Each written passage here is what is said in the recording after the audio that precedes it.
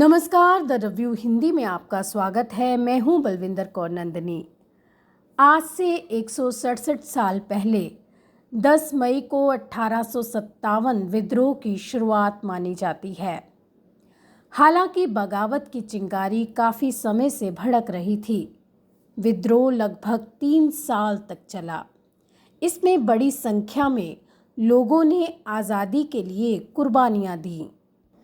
ये भारतीय इतिहास का वे क्षण था जब लोगों ने अपने धार्मिक मतभेद भुला दिए और एक होकर फिरंगियों को चुनौती दी। अंग्रेज़ों के अपने दस्तावेज इस बात की गवाही देते हैं कि कैसे ये विद्रोह भारत में उनके वजूद के लिए सबसे बड़ा खतरा बन गया था। विद्रोह के दौरान हिंदू मुस्लिम एकता देख अंग्रेज़ इतना घबरा गए कि इसके बाद उन्होंने अपना सारा जोर इन दो कौमों को अलग करने पर लगा दिया, जिसका नतीजा हम 1947 में भारत के बंटवारे के तौर पर देखते हैं। हालांकि कई अन्य विद्रोहों की तरह ही अंग्रेज़ों ने इसे भी दबा दिया, लेकिन 1857 का विद्रोह राष्ट्रीय मुक्ति आंदोलन का प्रेरणा स्रोत बन गया। इस विद्रोह को अंग्रेज़ों ने जिस तरह से कुचला, उस बर्बरता की मिसाल दुनिया के इतिहास में मिलनी मुश्किल है। दिल्ली में तो मौत जैसे तांडव करने लगी।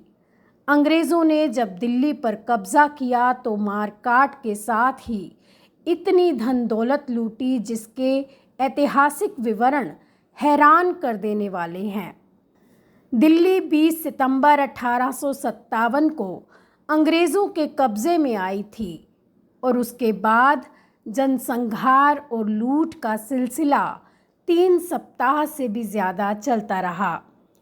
इतिहासकार शमसुल इस्लाम की किताब 1857 की अनकही हैरत अंगेज़ दास्तानें इस संबंध में महत्वपूर्ण जानकारी उपलब्ध कराती है।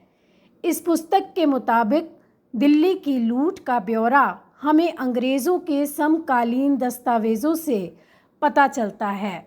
उस दौर के कैप्टन चार्ल्स जॉन ग्रिफिथ्स ने दिल्ली की घेराबंदी और लूट पर एक किताब लिखी थी, जो कि 1910 में लंदन से प्रकाशित हुई। इस किताब में दिल्ली की लूटमार का आंखों देखा हाल दर्ज है, जिसमें खुद किताब का लेखक भी शामिल था। ग्रिफिथ्स अंग्रेज़ी सेना की 61वीं रेजिमेंट का मुखिया था। उसने अपनी किताब में दिल्ली की धन दौलत नाम से एक पूरा चैप्टर ही लिखा है। उसका कहना है कि इस बात में किसी को हैरानी नहीं होनी चाहिए कि अंग्रेज़ सेना के हर ओहदेदार ने अपनी क्षमता के अनुसार दिल्ली को लूटा। हालांकि दिल्ली मोर्चे के मुखिया विल्सन ने दिल्ली की लूट को नियंत्रित करने की कोशिश की। उसने सैनिकों से वादा किया कि लूट से जुटाई गई धन दौलत का एक फंड बनाया जाएगा और शांति स्थापित होने के बाद उसे बांटा जाएगा। लेकिन दिल्ली पर कब्जा होने के बाद हर अंग्रेज़ सैनिक इस बात को भूल गया और लूटपाट में जुट गया। शुरुआत में कुछ सैनिक ऐसे भी थे जिन्होंने लूटमार में हिस्सा नहीं लिया, लेकिन जब उन्होंने सेना के उच्च दर्जे के अफसरों को भी लूटमार में शामिल देखा तो वो भी पीछे नहीं रहे। अंग्रेज़ फौजी फावड़े, हथौड़े और कुदाल लेकर घरों में घुसते थे। सिपाहियों ने हिंदुओं और मुसलमानों को लूटने के लिए अलग अलग तरीका अपनाया था। दरअसल उस वक्त हिंदुओं और मुसलमानों के घरों में धन दौलत छिपाने के लिए अलग अलग तरीके अपनाए जाते थे। हिंदू घरों में आमतौर पर दीवारों में खजाने को रखा जाता था, वहीं मुसलमान घरों में पैसे और जेवरों को ज़मीन में छुपा दिया जाता था।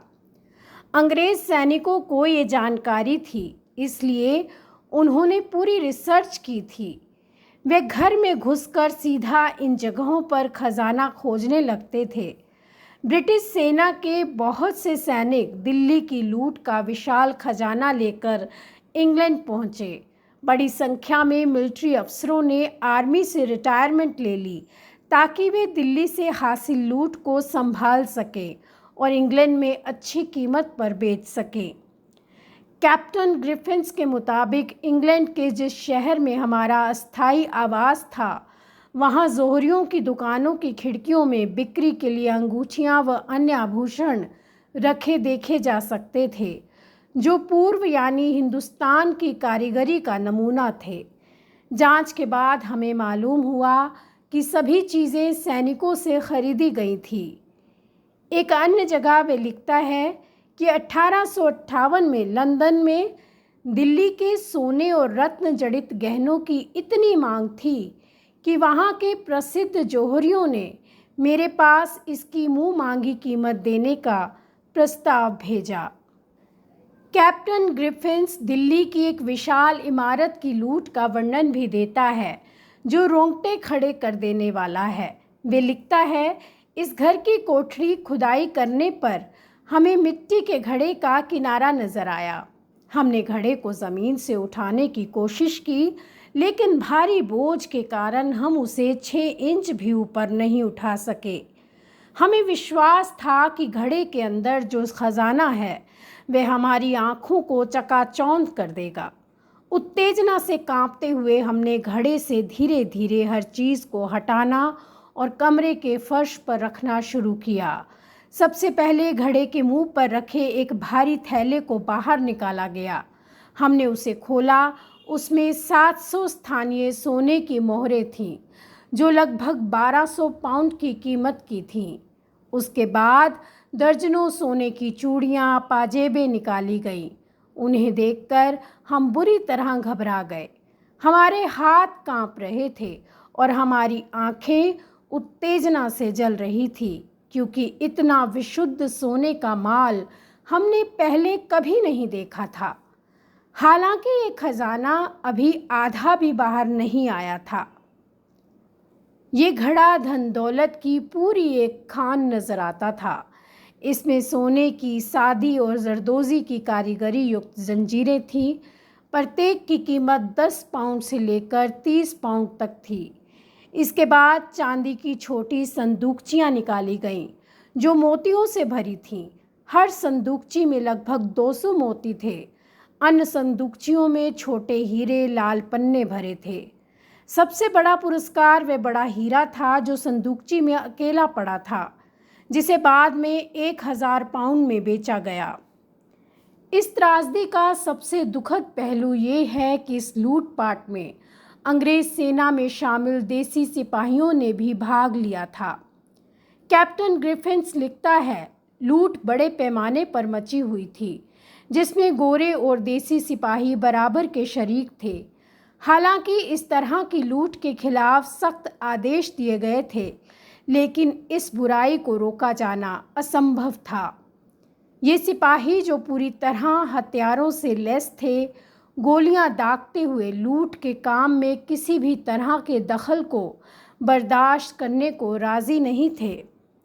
किताब से ये भी पता चलता है कि अंग्रेज़ों ने दिल्ली की घेराबंदी के लिए बड़े पैमाने पर सिपाहियों की भर्ती की थी। इसका मुख्य आकर्षण ही दिल्ली की लूट में हिस्सेदारी का लालच था। अंग्रेज़ी सेना की बर्बरता की ऐसी अनगिनत कहानियों से 1857 का इतिहास भरा पड़ा है। ये कहानियाँ हमें याद दिलाती हैं कि हमारे पूर्वजों ने कितनी मुश्किलों और कुर्बानियों के बाद आज़ादी हासिल की है। हम कोशिश करेंगे कि ऐसे और किस्सों को आपसे लगातार साझा करते रहें। आज की कड़ी में बस इतना ही। नमस्कार।